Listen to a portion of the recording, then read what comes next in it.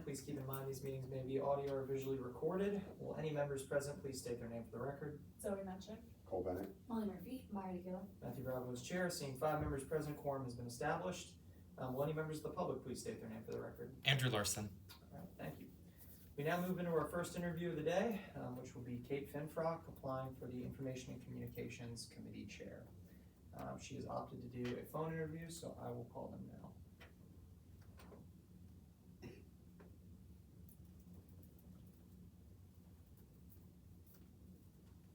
Put her on speaker in a second. Hi, Kate. You ready for your phone interview? All right, I'll put you on speaker here. All right, you're on speaker, Kate. I'm putting you in front of the recorder here. So, good afternoon, you know all of us. So we're just gonna try and get to know you better and judge you better based on some of the questions we're gonna ask. For this interview, it'll be 4 minutes for the questions and 1 minute for the technical questions.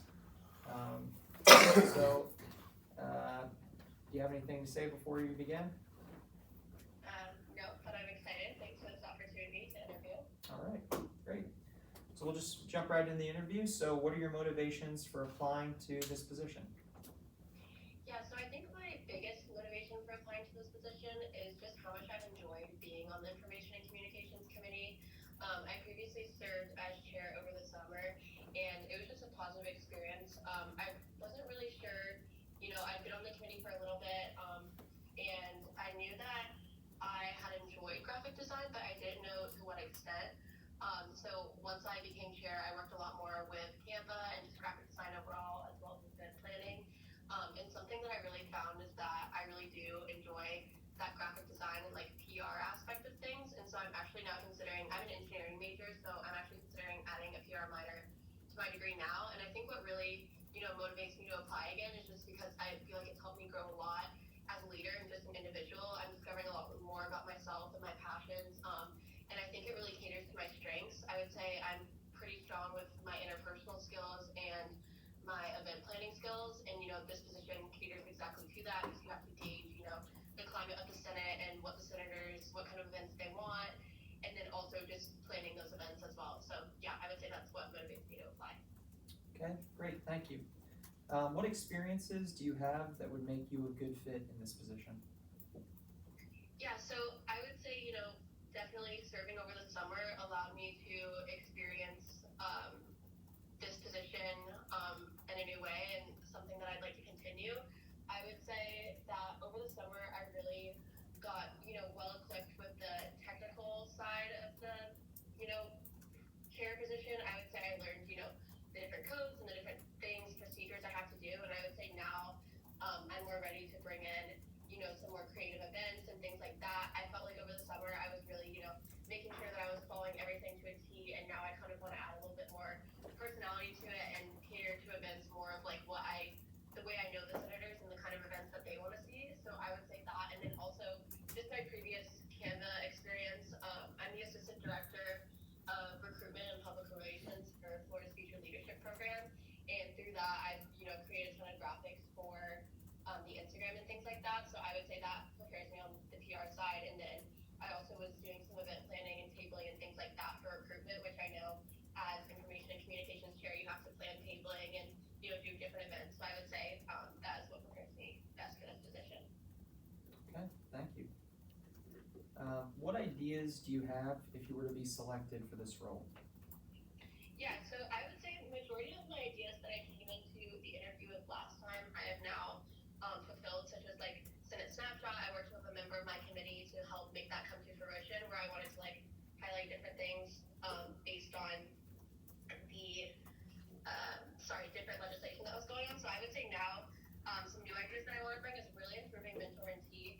I didn't have any kind of mentor-mentee over summer because I really wanted to work out the different quirks in the program, because coming in, the previous INC chair had told me that the biggest thing that she had struggled with planning was mentor-mentee. So something I want to do is have it to where at New Center orientation we put up a QR code that's if you're interested in being a mentee, you can sign up. And so from there we get a pool of mentees who actually want to do it and want to have a mentor, and then we reach out to different mentors based on who we know enjoy Senate and is a veteran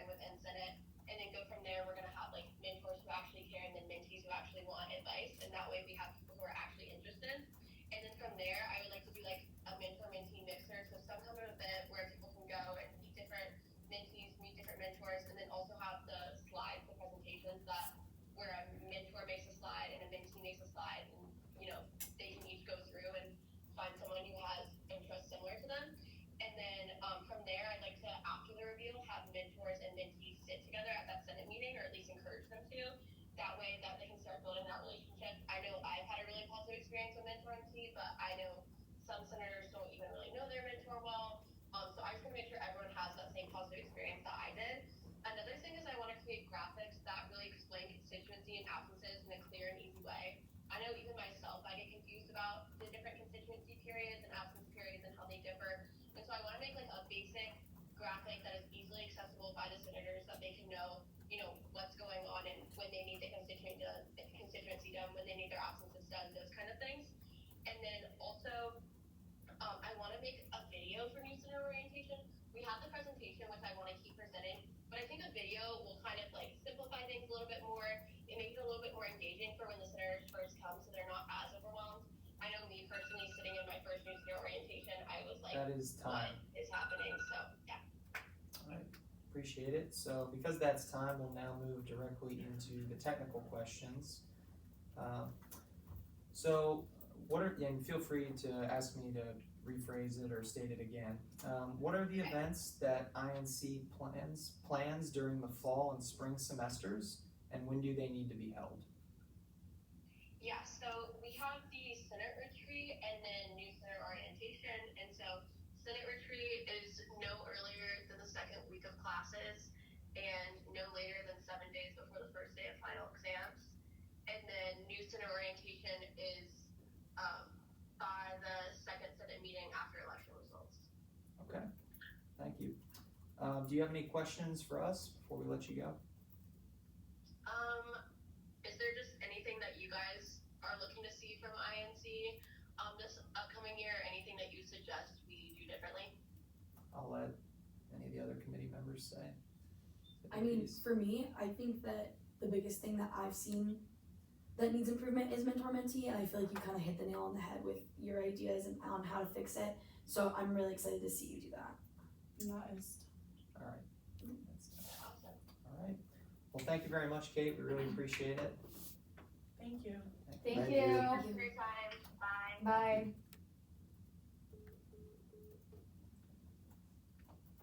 I kind of sped along through that one. Do you need me to stop? Y'all need me to stop in between each question a little bit longer? No, that's Perfect. perfect. Alright. Do you want to, I don't remember if we timed the technical questions. I think they're unlimited. Really? At least that's what, I'm pretty sure that's what we did. That's because what I did those though. Alright. It's like, It's up to your discretion. But I also don't think it specifies in the code, so we give them as much time as they need for questions. Let's go take a look at the code. Yeah. I think for technical questions that they answer, maybe 1 minute, but I think they have a limited time to ask us questions. I think it's unlimited. I think it's for both, I'm unlimited pretty for sure. both. That's what we did, but, you know. I was told it was 1 minute, so if it's unlimited, that's better. I'd rather have it be Yeah. that way. I don't want people to rush, especially because like through budget has 4 of them, right? That's I think Three of judicial them, was three the of them. longest too, and it was Yeah, like, Judish. Okay, cool. Yeah, let's take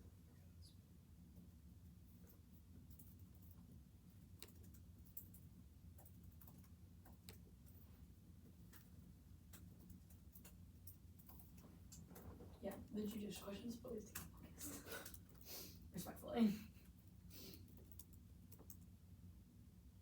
Maybe being the rules of procedure. Yeah, I'm looking at them here. Is Andrew here or on just? He's on the phone.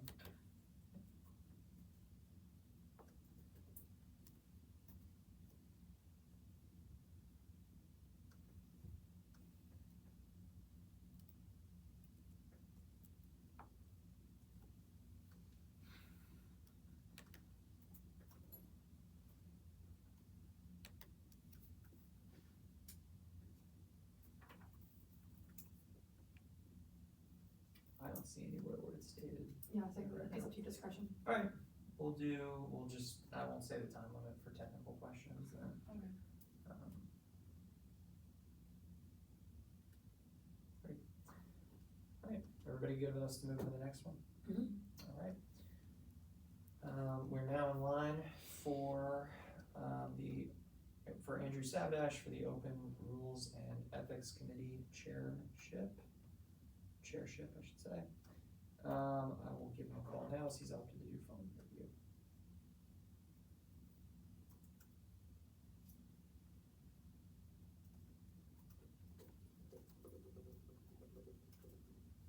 Hey man, you ready for your RNA interview?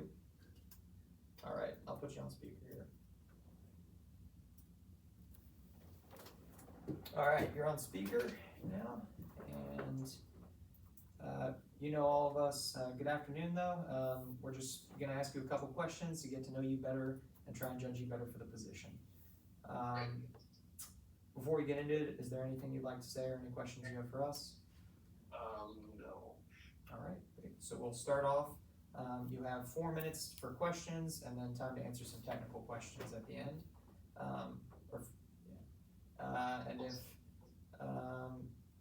you need me to restate a question, please let me know. Okay. Alright, so we'll start off. What are your motivations for applying to this position? Well, first off, I think that it's important to understand my background. I've been pretty driven towards service and charity my whole life. I went to Catholic high school, and service is one of the pillars of our faith. Learned at a young age like how important it is.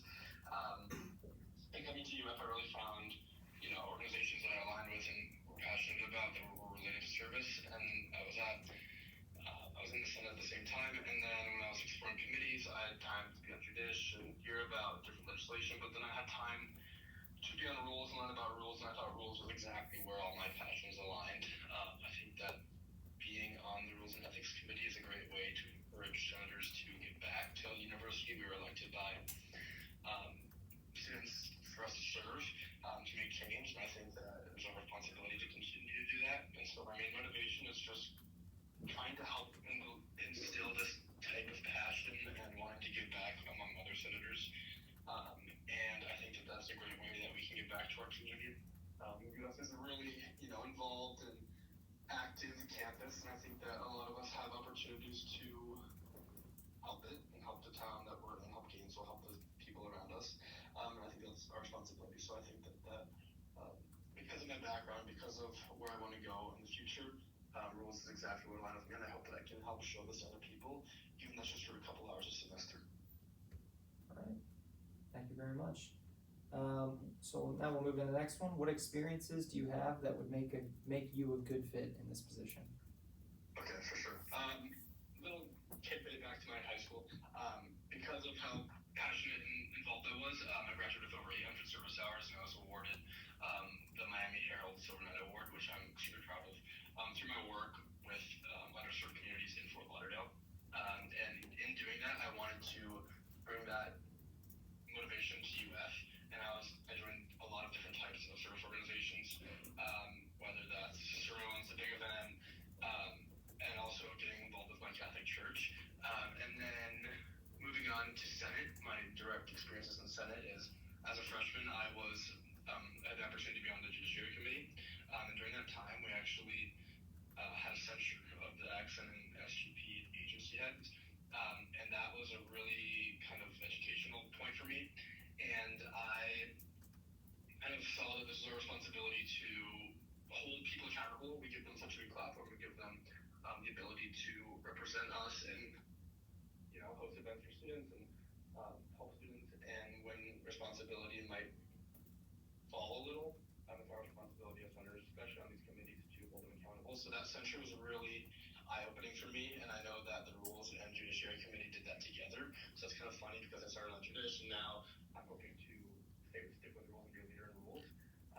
And then I've also had the opportunity to be on Rules for the past about 6 months, I believe, and I've really been diving into that, helping with, activating senators to want to give back and want to do constituency, because that is one of our responsibilities. And through that, we were able to make the constituency calendar last year, which I think was amazing for the chamber. Students were able to do constituency as they please rather than just kind of get it all done at the end.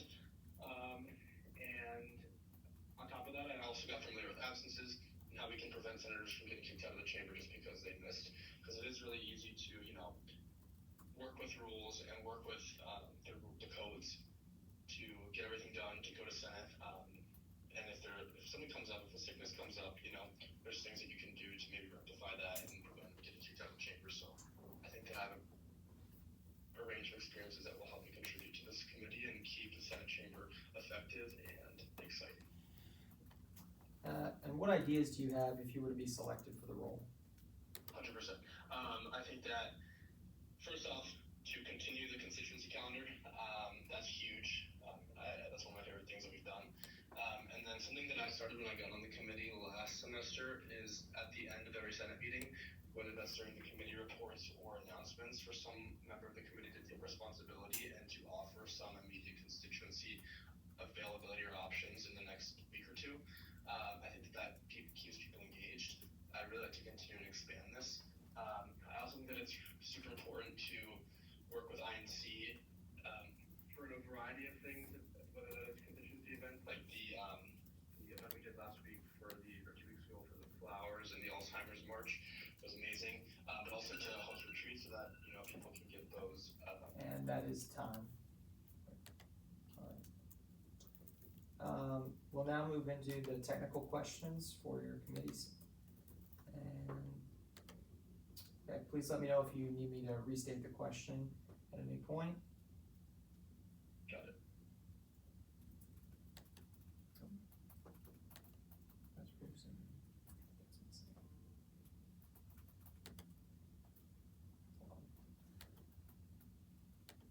My apologies. Let me pull this up. All right. We'll move into the first technical question. So how many absences does it take for a senator to be resigned by non-attendance, or in other words, expelled from Senate? So in the fall and spring semesters, senators have 3 unexcused absences before they're resigned by non-attendance, or 4 combined excused and non-excused absences. And then in the summer, it's 2 unexcused and 3 unexcused combined with excused. Thank you. And when do absences and constituencies reset for all senators? So absences are aligned with the Senate term, so they reset at the beginning of every new Senate term, and the constituency begins on the first day of each classes of each academic semester, and then ends on the last meeting of the corresponding semester. Okay. Thank you very much. And do you have any final questions for us? No, I don't believe so. All right. Well, thank you very much. We appreciate it. And thank you for taking the time to interview. Thank you so much. Bye, also Tuesday. All right. Appreciate it.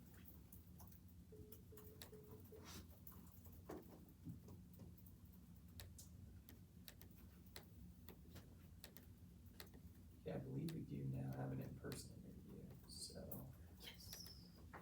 MAL. Door girl's back. Yeah, now. It's fine.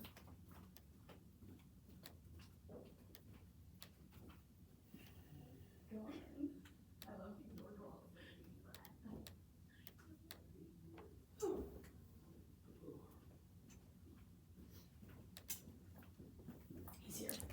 Hello. Hi. Hey guys. How are you? What's your name? Andrew. Hey, What's up? How are you? What's your name? Marco. Salzer. Where do we sit here? Yeah. We're gonna close the door. Yeah. Yes, thank you. It's a nice looking committee. Sorry. So it's good. All right. I don't even Ladies, glaze let's right now. ladies. Stop glazing. Ladies does not count. The questions haven't started yet. You guys are really good today, actually. We're gonna have to put a time limit on glazing. Really? What happened to the other one? Yeah. I like the one from before. I know. 23:45 is my favorite. Alright. Yeah, because then we can all sit on the same. I know. I like 23:45. There was also the movie stuff for break room in the summer. All right. Ready to get started? Yeah, let's do it. All right, well, good afternoon. Thank you for coming to interview with us today. So these are other members of the Replacement Agenda Committee as well around me, and we're just gonna ask you a few questions to try and get to know you a little bit better. Sure. And get to know the position you're applying for a little better as well too. Absolutely. So you'll have 5 minutes, and then you'll have any amount of time to answer the technical questions that follow. And your name is Marco Salvador, and you're applying for the Budget and Appropriations Committee Chair. Correct, yeah. All right, thank you very much. Okay, we'll hop right into it if you're ready. Yeah. So, what are your motivations for applying to this position? Yeah, absolutely. First of all, thank you all for having me, for doing this. I'll say at the risk of sounding a little sappy, and I usually say it in most of my interviews, it's number one, it's my mom. So that's one of my biggest motivations. She served as a congresswoman in my home country, and she taught me from a very early ages, as long as I can remember, to put community first, to really focus on serving your community, being a voice for the voiceless and so forth. And so I've tried to employ that philosophy, I think, at the forefront of how I do everything. And I hope, I do it not only to make her proud, but also because I believe in my heart it's the right thing to do. On top of that, more pragmatically, when I ran for Senate to be Senator of the College of Arts and Sciences, alongside Member at Large Bennett, I did it firstly to represent, obviously, the interests of my constituents in the College of Arts and Sciences, understanding the issues that they thought were important, what they faced, but also because I came from a niche of student organizations. My involvement pre-Senate was, Hispanic Latino Student Association, VINSA, MLP, and so forth. And so I came with that perspective, and I understood where maybe student government fell short in trying to address their problems, and where we can probably bridge that gap a little bit better. So I ran to try to help them as well. And lastly, but I think equally as importantly, it was to represent a demographic and a niche that I think sometimes falls into the fringes, and we tend to forget, which are simply students that aren't involved. Students that aren't necessarily involved in organizations, or maybe they have really busy work schedules, and everyone has their own situation, and we got to understand it as a Senate. And so I've also been, I think, as proactive as possible in trying to pass policy and push initiatives that makes them feel like UF is their home too. And I do that because I think it's the right thing to do, and every Gator should feel like this is their home. And those are my motivations. Thank you. And jumping off kind of your motivations to experiences a little bit, so what experience do you have that would make you a good fit for this position? Sure, absolutely. So as I mentioned before, I'm still involved in student organizations. I was before Senate, and my plan is to continue doing so. I was on the Finance Committee for the Member Leadership Program, which is the leadership cohort within HSA. And that taught me a lot about fundraising, about budget requests, about SARs, and how to work with external organizations and third parties and so forth. From there, I grew into the position I have now, which is Treasurer of the Hispanic Student Association. Again, Chief Financial Officer of everything that runs through HSA, in charge of SARs, TARs, in charge of fundraising for the organization. And I also this year took on a brand new position under the student body treasurer as Vice Chair of Accountability. So myself and the committee under me, we're in charge of going to student organization meetings, events, GDMs, making sure that everything's running smoothly, that whatever they're doing is in concordance to the 800 codes. But more so, I didn't really want the committee or the division to be the oversight committee. I thought that would be probably the worst image possible. And from the organization perspective, I would hate that. So I really tried, or I'm continuously trying to make it more of a resource for students so that they feel that they have a bridge between, of course, organizations and student government, that they can ask us questions about budget requests or how to run an event. And those are the biggest few positions I've had at the moment. And I currently, or just this last week, served on the local fee committee, which has been a great experience to bridge the gap between administration and students. Wonderful. And what ideas do you have if you were selected for this role?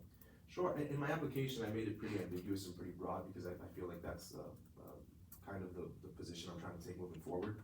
I think it's incredibly important that the committee, hopefully under my leadership, moves into revising kind of a reformist mentality in terms of the 800 codes, making sure that they're as clear cut and as org friendly as possible, making sure that organization leaders can open the PDF on the SU website and feel like they understand word for word what each section of each code says. And I say that not because it's just my idea, but because I've heard it from org leaders that I'm really close to. And I understand that they believe that if the 800 codes were more clear cut and more cohesive in a way, they would feel more comfortable when it came to drafting budget requests or fundraising. And to the credit of the student body treasurer, she's been very active in creating these cheat sheets and more of like concise versions of the most important codes for org leaders. But again, this is always a collaborative effort. I feel like the burden shouldn't always be placed on the student body treasurer. The Budget and Appropriations Committee is there to help too. And then of course I pledge to continue the programming and events that previous budget chairs have ran before, so that includes Budget Bash and any opportunity for students to ask us questions and bridge that gap even more. And I'm happy to do that and continue to brainstorm new ideas and new ways to do that. Well, thank you very much. We'll now move into the technical questions portion of the interview. So we'll start off with the first one. So what are the big four? The big four are the Reg Student Union, all the Reg Sports Facilities, student engagement, and student government. Thank you. And which requests does the budget committee cover? The operational, event, and travel requests. And when does the student government fiscal year start and when does it end? Be July 1st to June 30th. All right, thank you very much. And do you have any final questions for us? Not really. Thank you all for listening and taking the time with me. I Thanks, appreciate Marco. it. We appreciate it. Appreciate it. Thanks so much. Do I call on the next person? Or- If you could give us a couple minutes. Sure, absolutely. No problem. Thank you. Thank you. Bye, Andrew. See you guys. Bye. Awesome. Thank you.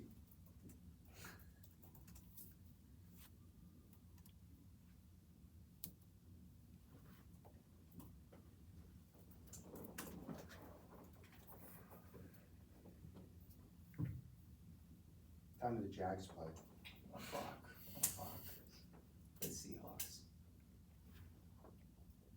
Only 10 minutes behind. And speaking of which, we'll probably call for recess after the interviews are finished, just to keep everybody safe. So, we can come back and do some of the agenda stuff and debates. All right. Is everybody ready to move on to our next applicant?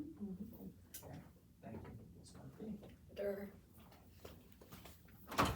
We're hearing Abigail Melamed for the Judiciary Chair seat.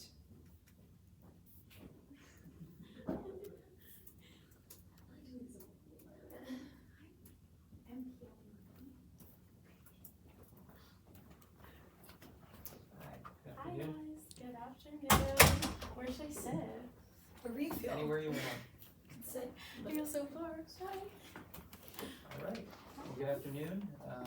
Thank you for sitting in front of us at the Replacement Agenda Committee to interview today. We're just gonna ask you a couple questions to get to know you better and what you'd like to do in the role if you were selected for it. So you'll have 5 minutes to answer some general questions at the beginning and then some time to answer technical questions later. Do you have anything to say before we get started? All right. Nope. So we'll begin with the first couple general questions. So what are your motivations for applying to this position? Yeah, thank you. So a year ago, around this time, I was a brand new senator. I didn't really know anything about writing legislation, what a bill was, what a resolution was. I didn't even know what a motion was. And now looking a year later, I feel like I've done a complete 180. And I am just so thankful for all of the mentors, most of you sitting up here, that I've had through this process. And I genuinely could not be here without that guiding hand. I want to be that person for the senators coming into Senate, the senators that are too scared to write legislation, maybe not confident enough, they don't know what they're doing. I want to be the guiding hand and the person that helps them accomplish all of their legislative goals. I think that writing legislation and being an active member in the Student Senate is one of the best things that you can do for yourself. And being the person that can give someone the confidence to do that would be amazing. Thank you very much. All right. And so jumping kind of off motivations to experiences a little bit, what experience do you have that you feel would make you a good fit for the position? Yeah, I think that the first most glaringly obvious experience that I have is serving as the vice chair of the Judiciary Committee for the past few months. I think that this is what makes me the most qualified candidate for this position. In the time that I served as vice chair, I chaired 2 or 3 meetings, and it really gave me an insight into the operational side of being the Judiciary Chair. In addition to being vice chair, I have a published paper in the Journal of Student Research on implicit bias in law. This paper I was working on for over 8 months, and it really taught me about how to mitigate biases and really just deep dive into implicit bias. And I know that as the Judiciary Chair, I would just have to serve as nonpartisan as I possibly could. And I think that this gives me an insight into better doing that. In addition, I serve as a Transportation and Parking Services Student Justice since January. I adjudicate second round court of appeal citations. I decide guilty, not guilty, reduced fine on any citation that comes across my desk. And I think that reviewing these citations and looking at them by a case-by-case basis is something really similar to what we do with legislation in committee. Thank you. And so finally, what ideas do you have if you were to be selected for this position? Yeah, so the first idea that I have is to send out a clerking interest form. I think that being a clerk, it's how I got interested in the Judiciary Committee. I clerked for Aaron a few times, and it was really amazing to get to see the inner workings of the committee, what motions were made, the process in which legislation is looked at. And I want to give senators the opportunity to not just come to meetings, but be an active participant in them. I think that clerking is a great way to get kind of interested like that. In addition, I know that the rules and procedures just changed dramatically, and as Judiciary Chair, I would make it a point to review all changes to the rules and procedures, and look at the past ones and the present ones, and make an outline document with all of the changes so that all senators can be informed on what is the proper way to go about legislation and vetoes and all of the above that have changed in the new rules and procedures. And then lastly, I want to update the legislation workshop on the website. The student government website is an amazing resource that all senators have to use, and the legislation workshop is from spring of 2023. I'd love to update the information so that everything is current. All right, thank you very much. We'll now move into the technical questions portion. Feel free to let me know if you need to say the question again. All right, so what are the 5 criteria for reviewing all legislation? Constitutionality, implication, legality, clarity, and format. What is the procedure for reviewing legislation in the Judiciary Committee?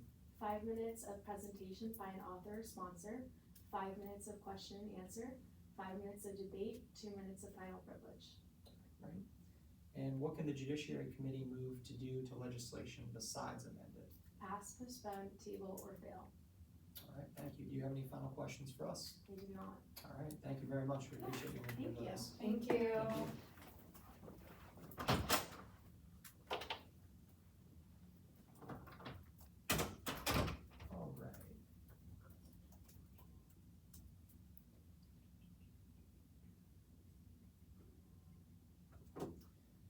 Okay.